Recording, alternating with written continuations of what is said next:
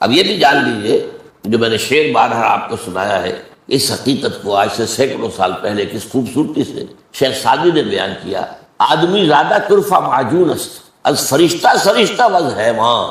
یہ آدم ذات جو ہے یہ عجیب مرکب وجود کا حامل ہے، اس میں فرشتہ بھی موجود ہے اور حیوان بھی موجود ہے۔ روح جو ہے اسے آپ کہہ سکتے ہیں فرشتے کی بہن ہے، ان کا مادہ تخلیق ایک ہی ہے، نور۔ ملائکہ بھی نور سے پیدا کیے گئے اور ارواح انسانیہ بھی۔ اس اعتبار سے آدمی زادہ طرفہ معجون است از فرشتہ سرشتہ وز حیوان۔ اور ایک اور شاعر نے کہا ہے بہت خوبصورت انداز میں، روح کے بارے میں کہہ دیں یا اس کو کسی اور طرف بھی لے جایا جا سکتا ہے، وہ اس سے میں ابھی جانا نہیں چاہتا۔ جان نہاں در جسم او در جان نہاں، اے نہاں اندر نہاں اندر نہاں۔ جان ہمارے جسم میں چھپی ہوئی ہے، کہاں ہے؟ دیکھی کسی نے؟ موت کے وقت نکلتے دیکھا اس کو؟ کہاں ہے؟ ہم نے ڈسیکشن کی تھی میڈیکل کالج میں فرسٹ ایئرس میں، تو ہمیں تو کہیں جان جو ہے پتہ نہیں چلا کہاں ہوتی ہے جان۔ آج بھی آپ اناٹومی کی کتابیں پڑھ جائیے، موٹی موٹی فزیولوجی پڑھ جائیے، جان کا کچھ پتہ نہیں کہاں ہوتی ہے۔ جان صرف ایک کیفیت کا نام ہے، اور اس کا جسم سے علیحدہ کوئی تصور ہی نہیں، کوئی وجود ہی نہیں۔ سمجھ رہے ہیں بات؟ جان جسم کی ایک کیفیت کا نام ہے، اور جسم کے علاوہ اس کا کوئی وجود نہیں۔ روح ایک بالکل انڈیپینڈنٹ شخصیت ہے، اس کا اپنا مستقل وجود ہے، اس کا اپنا تشخص ہے، اس کا مادہ تخلیق اور ہے۔ یہ جسد مٹی سے آیا ہے، روح آسمان سے آئی، اللہ کے پاس سے آئی۔ زمین و آسمان کا فرق۔ تو شاعر کہہ رہا ہے کہ جان نہاں در جسم، جان جو ہے ہماری جسم میں پنہاں ہے، چھپی ہوئی ہے۔ او در جان نہاں، اس جان کے اندر ایک اور جان ہے، وہ روح ہے۔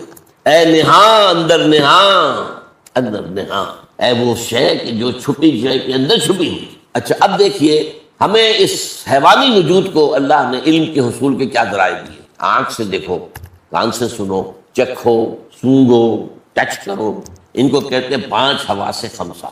ان حواس خمسہ سے جو معلومات فراہم ہوئی، یہ یہاں پر ہمارے اس کھوپڑی کے اندر ایک کمپیوٹر رکھا ہوا، اور بہت بڑا کمپیوٹر ہے، تو اتنا سا آج کل تو آپ کو معلوم ہے کتنے چھوٹے چھوٹے کمپیوٹر آ رہے ہیں۔ یہ کمپیوٹر پروسیس کرتا ہے اس ڈیٹا کو، یہ دیکھا تھا، اس وقت یہ دیکھا تھا، پھر میموری میں ڈال دیتے ہیں۔ کمپیوٹر میں میموری ہوتی ہے، پھر وقت آئے گا تو دوبارہ ریفر کریں گے، اس میموری کو نکالیں گے، کوئی نئی بات دیکھی ہے، پھر اسے ٹیلی کریں گے، کیا فرق نظر آیا، کوئی نتیجہ نیا نکالیں گے۔ یہ ہے جو انسانی علم، حیوانی علم ہے۔ یہ سارے فنکشن چھوٹے سے چھوٹے حیوان کے اندر موجود ہیں۔ ہاں کمیت کا فرق ہے، انسان کے ہاں یہ فنکشن بہت بلند گئے، ایولیوشن ٹری کے ٹاپ پر کھڑا ہے ہومو سیپینس۔ حیوانات کے اندر ہے لیکن اب درجہ بدرجہ ہی ہوں گے نا۔ میں نے تو خود چونکہ یہ کیا تھا ایک تجربہ، ایک روز میں نے دیکھا کہ ایک کیڑا چل رہا ہے، وہ کیڑا جس کے اوپر بہت بال سے ہوتے ہیں، اور وہ یہ ہے کہ اندیشہ ہوتا ہے کہ آپ سے کہیں کھال سے مس کرے گا تو وہ خارش ہو جائے گی، سبھی الرجی کو۔ وہ جا رہا تھا، میں نے اس کے آگے ایک تنکا رکھ دیا، وہ رکا، پھر اس نے اپنی ڈائریکشن موڑ لی۔ کیا مطلب؟ احساس بھی ہوا اور ایک فیصلہ بھی کیا کہ آگے جو ہے رکاوٹ ہے، I have to turn my direction. میں نے پھر رکھ دی، پھر مڑا، پھر رکھا، پھر مڑ گیا، چوتھی مرتبہ رکھا کہ اس کے اوپر سے گزرا، اس نتیجے پر پہنچ گیا کہ یہ رکاوٹ میرا پیچھا نہیں چھوڑ رہی، now I have to overcome it. وہ چھوٹا سا کیڑا، یہی تو ہے نا ہمارا سارا علم جو ہے، اسی کو آپ 1,00,000 سے ضرب دے لیے بس، اللہ خیر سب۔ ہم نے آنکھ کی مدد کے لیے دوربین ایجاد کر دی، ہم نے آنکھ کی مدد کے لیے خوردبین ایجاد کر، اصل شے تو آنکھ ہی ہے، یہ تو ایڈڈ معاملات ہے نا۔ دوربین ہے، یا دوربین کو بھی آپ آنکھ ہوگی تو دیکھیں گے نا، دوربین کے اندر آنکھ ہوگی تو دیکھیں گے آپ خوردبین کے اندر، مائکروسکوپ کے اندر۔ لیکن اسی طرح جان لیجئے روح کی اپنی آنکھیں ہیں، انڈیپینڈنٹ آف دیز آئیز۔ روح کے اپنے کان ہیں، انڈیپینڈنٹ آف دیز ایئرس۔ روح کی اپنی عقل ہے، انڈیپینڈنٹ آف دس عقل۔ یہ حیوانی عقل ہے، اس کھوپڑی میں رکھی ہوئی ہے، لیکن روح کے یہ تینوں چیزیں، ان کا تعلق قلب سے۔ قلب مسکن ہے روح کا، روح رہتی وہاں ہے۔ اب قرآن مجید میں سورہ حج کی ایک آیت ہے جو بہت اہم ہے، بہت اہم، بہت اہم۔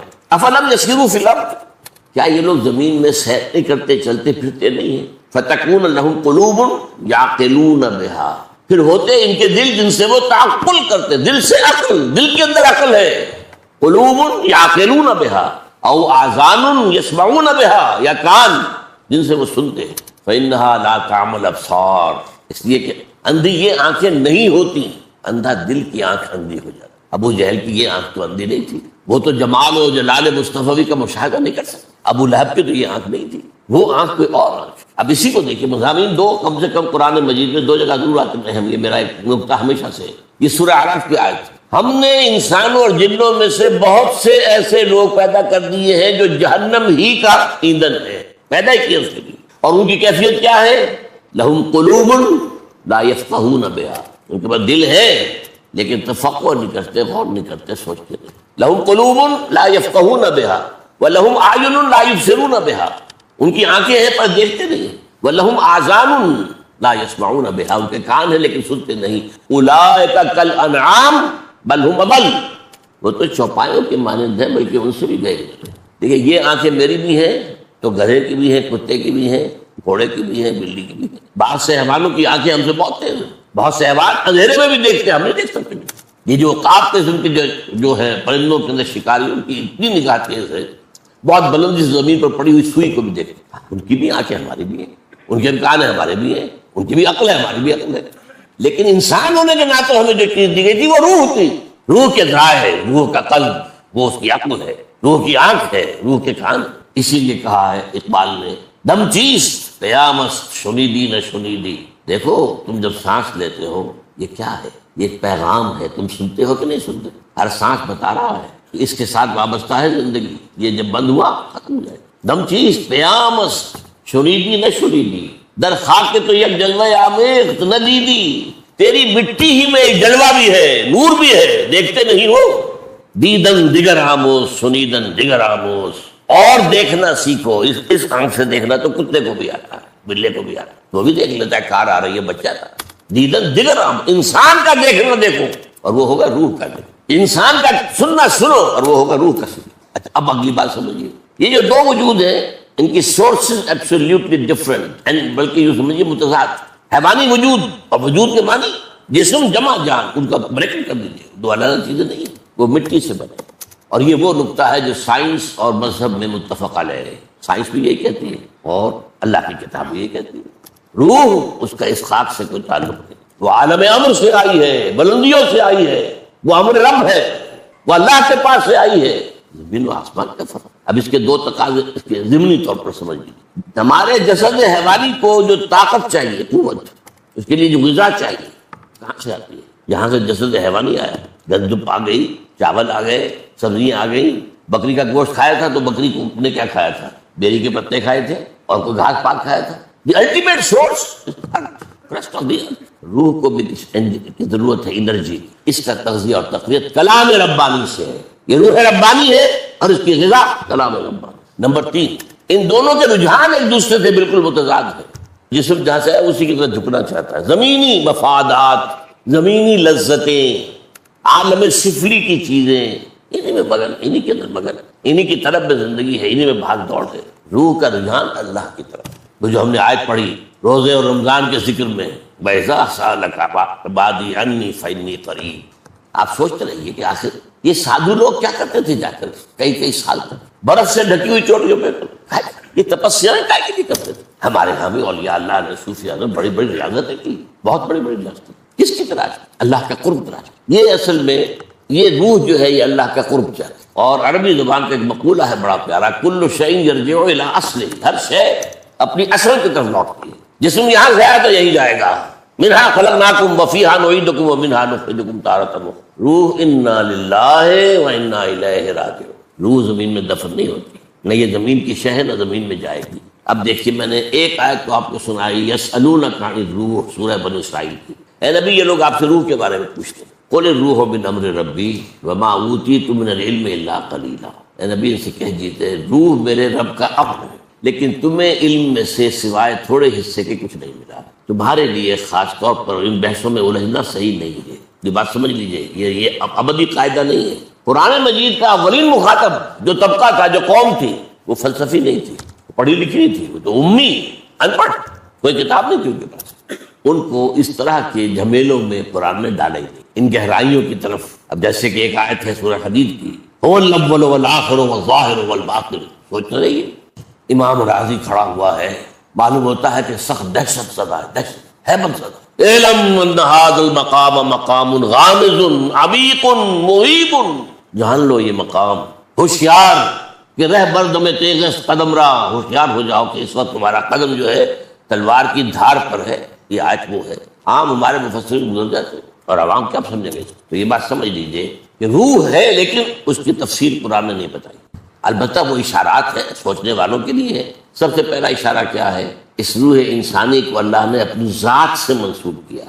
اس سے بڑی بات کیا ہوگی؟ دو آیتیں میں نے آپ کو سنائی ہیں، سورہ حجر 14ویں پارے میں اور سورہ صاد 23ویں پارے میں۔ وَإِذْ قَالَ رَبُّكَ لِلْمَلَائِكَةِ إِنِّي خَالِقٌ بَشَرًا مِنْ صَلْصَالٍ مِنْ حَمَإٍ مَسْنُونٍ، اور یاد رکھو جب کہ کہا تھا تیرے رب نے صلی اللہ علیہ وسلم فرشتوں سے، میں سنے ہوئے گارے سے جو خشک ہو کر کھنکھنا رہا ہے ایک بشر بنانے والا۔ اب عجیب نوٹ کیجئے، قرآن نے 6-7 الفاظ استعمال کیے، تراب مٹی، تین مٹی اور پانی کو ملا دیں گارا بنا، وہ تین ہے، تین لازم، وہ تغاری جو آپ نے گارے کی بنائی تھی تھوڑی سی توڑی ڈال دیجئے اس میں ڈھیس اٹھے گا۔ کچے گھر جو ہے لیپے جاتے ہیں پوتے جاتے ہیں اس گارے سے، اس میں جب ڈھیس اٹھتا ہے تبھی تو پلسٹر قائم رہتا ہے، ورنہ وہ پلسٹر پھٹ جائے گا، عام گارا نہیں کر سکتا، پھر وہ پڑا رہے تو اس میں سڑانگ پیدا ہو جائے گی، بدبو آئے گی، پھر اگر سوکھ گیا کھنکھنانے لگے گا۔ یہ 6 الفاظ آئے، من تراب من طین من تین لازم من حمأ مسنون من صلصال کالفخار من صلصال من حمأ مسنون۔ اب یہاں دیکھیں، یہاں بھی 2 الفاظ آئے ہیں، سورہ ہجر میں نے بتا دیا خالق بشرا من صلصال من حمأ مسنون، سورہ صاد میں فرمایا وَإِذْ قَالَ رَبُّكَ لِلْمَلَائِكَةِ إِنِّي خَالِقٌ بَشَرًا مِنْ طِينٍ۔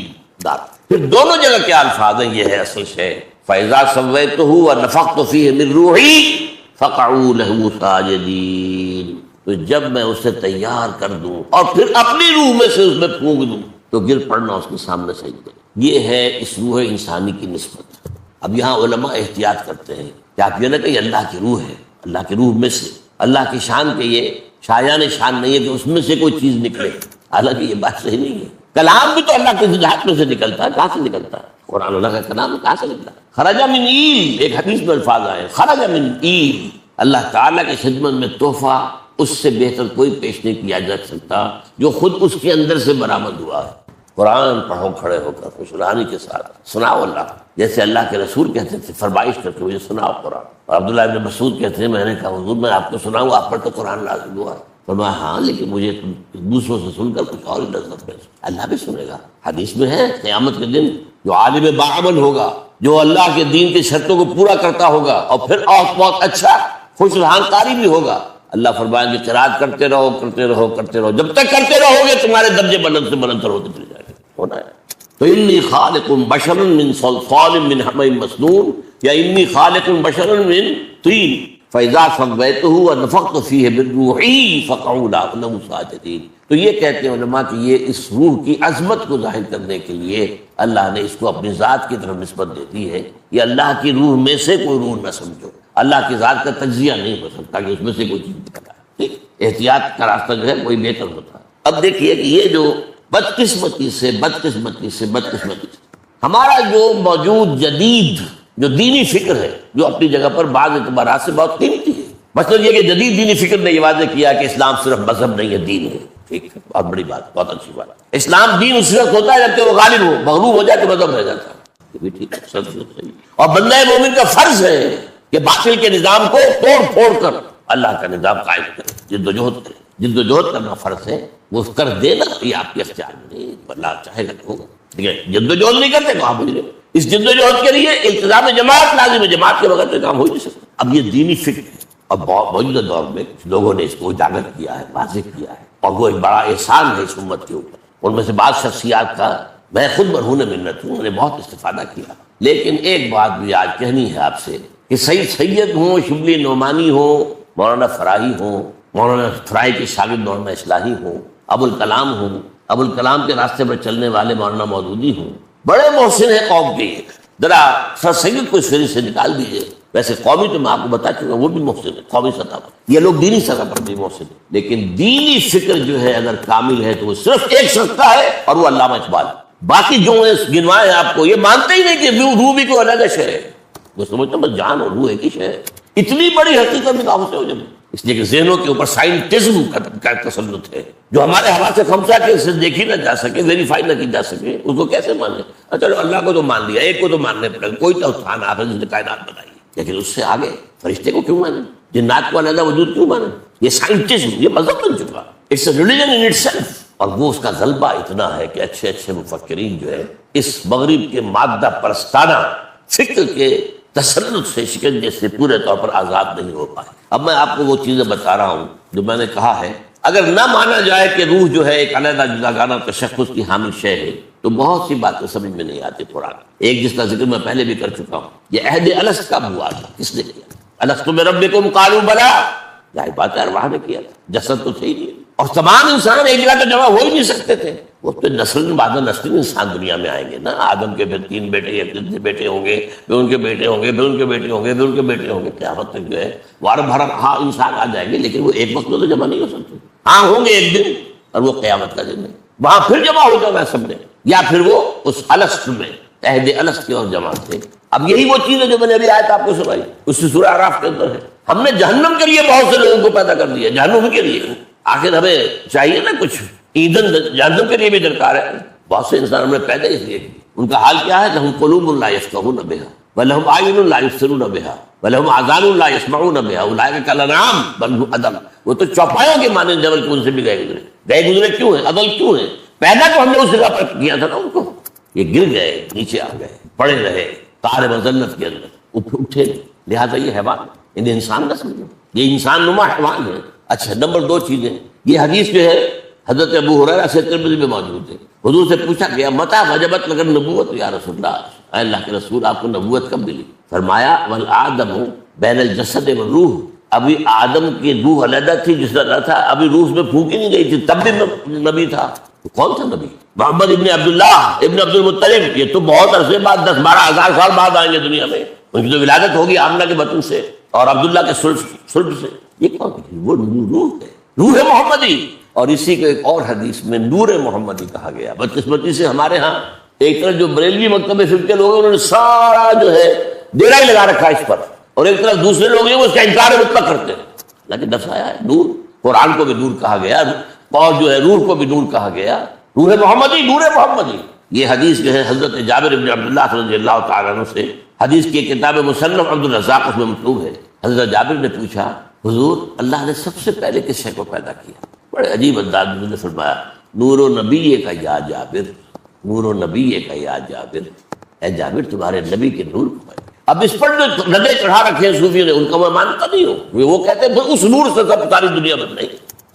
وہ تو ارواح تمام انسانوں کی علیحدہ اس وقت بھی تھی، لیکن ارواح کے اندر بھی شان تھی. حضور کی جو روح ہے اس کی اپنی شان تھی، ابراہیم کی روح کی اپنی شان تھی، موسیٰ اور عیسیٰ کی ارواح کی اپنی اپنی شانیں تھی. لیکن سب سے اونچی شان اور سب سے پہلے مخلوق اس عالم امر میں حضرت حضور صلی اللہ علیہ وسلم کی روح مبارک ہو. تو اس میں کون سا حرج کی بات ہے؟ کہاں کا شرک آ گیا اس میں؟ دیکھیے میں فرق کیا کرتا ہوں، ایک ایک بات علمی طور پر جاننا.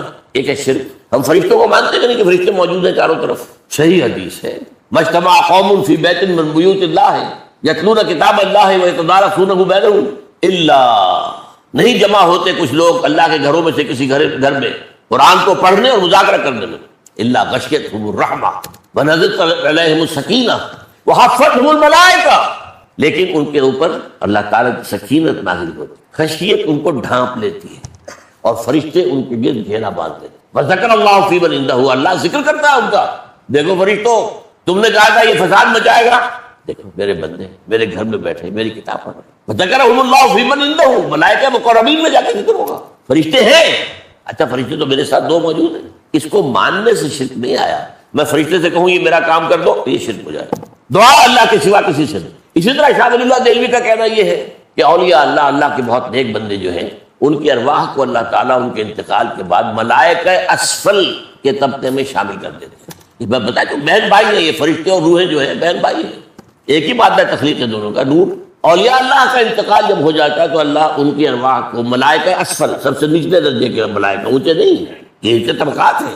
سب سے نیچے والے ملائکہ وہ جو زمین کا کاروبار کنٹرول کر رہے ہیں، ملائکہ اسفل ان میں شامل ہو جاتے ہیں. گویا کہ اللہ تعالیٰ کے سول سروس میں ریکروٹ ہو گئے. اس بات کو کوئی مانے نہ مانے اس کو اختیار ہے، لیکن اس کو شرک کہنا یہ ظلم.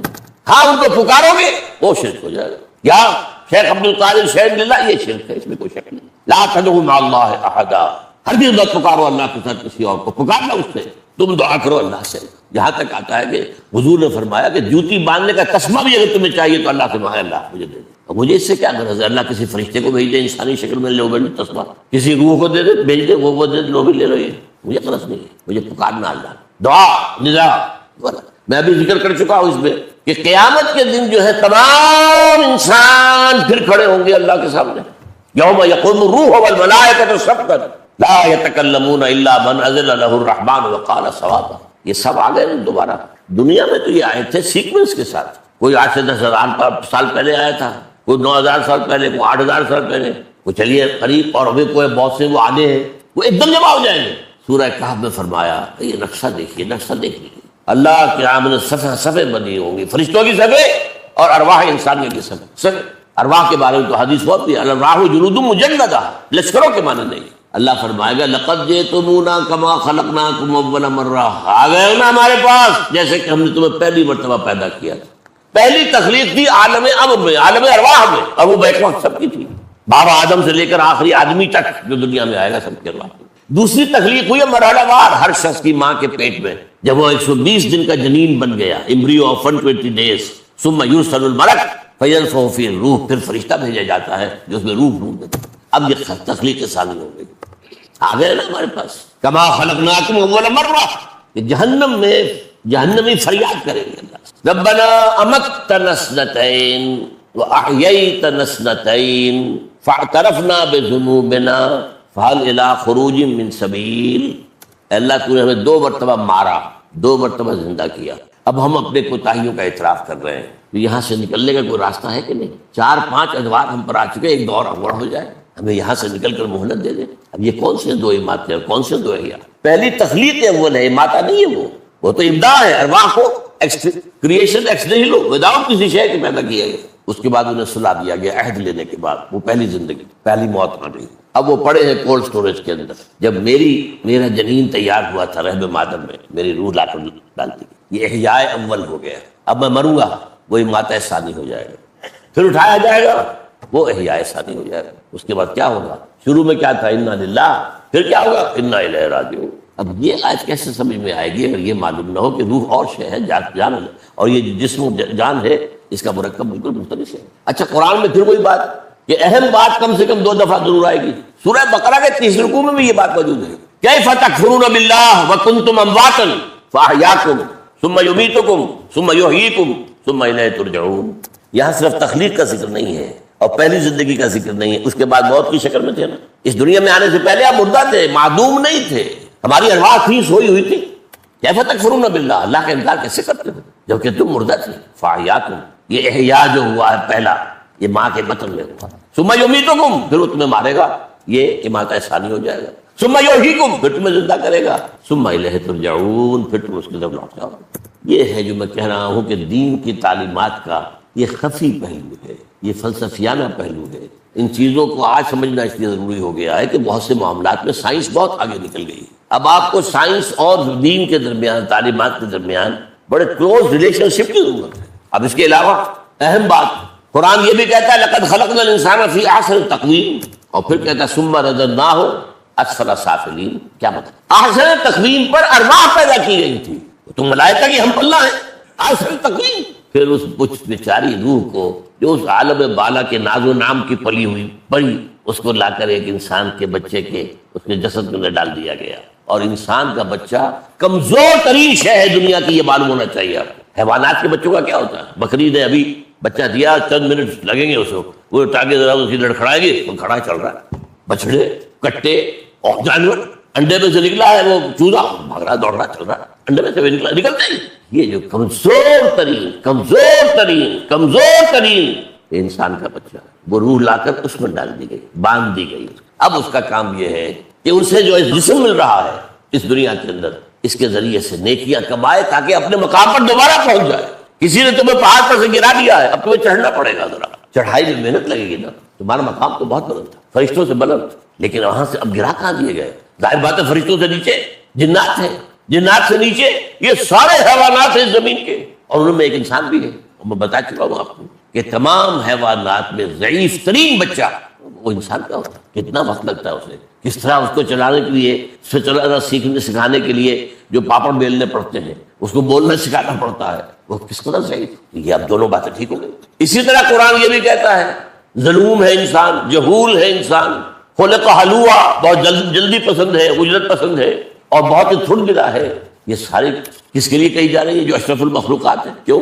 یا یہ غلط ہے یا وہ غلط ہے؟ نہیں بھائی, دونوں صحیح ہے. اپنی خلقت کے اعتبار سے ظلوم بھی ہے, جہول بھی ہے, عجول بھی ہے, حلوع بھی ہے, اپنی فطرت کے اعتبار سے، روح کے اعتبار سے بلند ترین ہے، دونوں چیزیں اپنی جگہ۔ اور اسی سورہ احزاب کے اندر یہ جو فرمایا گیا، ہم نے امانت پیش کی آسمانوں پر، زمین پر، پہاڑوں پر، کسی نے اٹھانے کا حوصلہ نہ دکھایا، حملہ الانسان۔ یہ امانت کون سی ہے؟ یہی روح ربانی، جنات میں نہیں ہے یہ۔ ویسے جنات کی تخلیق ہم سے بلندر سطح پر ہوئی ہے، آگ سے بنائے گئے، وہ اس کائنات میں بہت دور دور تک جا سکتے ہیں، میرے نزدیک سمائے دنیا تک تو ان کی رسائی ہے، وہ جاتے ہیں۔ ہمیں تو بڑے بڑے جو ہے میزائل بنانے پڑیں گے، کیا کیا بنانا پڑے گا، کچھ ارب ڈالر سے جو ایک مشین بنتی ہے جو جاتی ہے، تو وہ بھی خلا کے ابتدائی جگہوں میں ٹکرے مار کے آ جاتی ہے، کیا کرنا، چاند پر اتر کے بڑا کمال کیا۔ یہ فرشتے یہ جاتے ہیں، یہ تو آسمان کے سمائے دنیا پر جا کر فرشتوں کی سرگوشیاں سنتے ہیں، یسترقون السمع، سنتے ہیں، چرا لیتے ہیں، اور وہاں سے آ کر اپنے کاہن جو زمین پہ بیٹھے ہوئے ہیں، اپنے دلال، ان کو بتاتے ہیں اب یہ ہونے والا ہے، اور وہ اس کے بنا پر پیش گوئی کرتے ہیں، اپنا دھندا چلاتے ہیں۔ جیسے کوئی آپ کا سول سیکرٹری اسلام آباد میں آپ کا دوست ہے، وہاں سے آپ کے تبادلے کا حکم ہے، ٹائپ ہو گیا، اس نے بتا دیا وہ ہو گیا فیصلہ، ابھی وہ آئے گا آپ تک پہنچنے میں، وہ ٹائپ ہوگا، پھر دستخط ہوں گے، پھر ڈسپیچ ہوگا، پھر وہ آئے گا، پھر آپ تک پہنچے گا، لیکن وہ آپ نے اس نے بتا دیا۔ یہ کام جنات کرتے ہیں، یسترقون السمع، وہ سنتے ہیں بیٹھ کے رسنگوش۔ تو یہ، لیکن یہ ظاہر بات ہے کہ اسی لیے تو اس کو عزازیل نامی جن کو جو ہے دھوکہ لگا، انا خیر منہ، میں اس آدم سے بہتر ہوں، خلقتنی من نار وخلقتہ من طین۔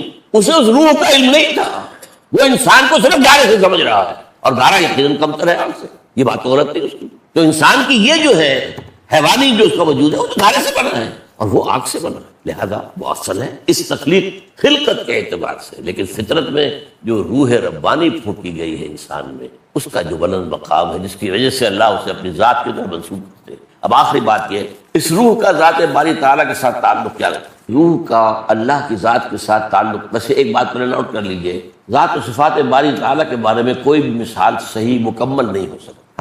ہمارا ذہن، ہماری منطق، ہمارے الفاظ، ہماری زبان بنی ہے ہمارے مشاہدات سے، تو جو ما بعد الطبیعیاتی حقائق ہے، میٹافزیکل ٹروتھس، وہ ہماری زبان کے اندر ادا نہیں ہو۔ اس لیے قرآن میں مثالیں اللہ، اسی لیے یضرب اللہ الامثال للناس، ایک بات جیسے کہ ہے سمجھ میں نہیں آتی، مثال سے ذرا سا قریبی تاثر دے دیا جا رہا ہے۔ تو بعض صوفیہ نے بہت عمدگی کے ساتھ اس کو بیان کیا ہے، اس روح کا اور ذات باری تعالیٰ کا تعلق وہی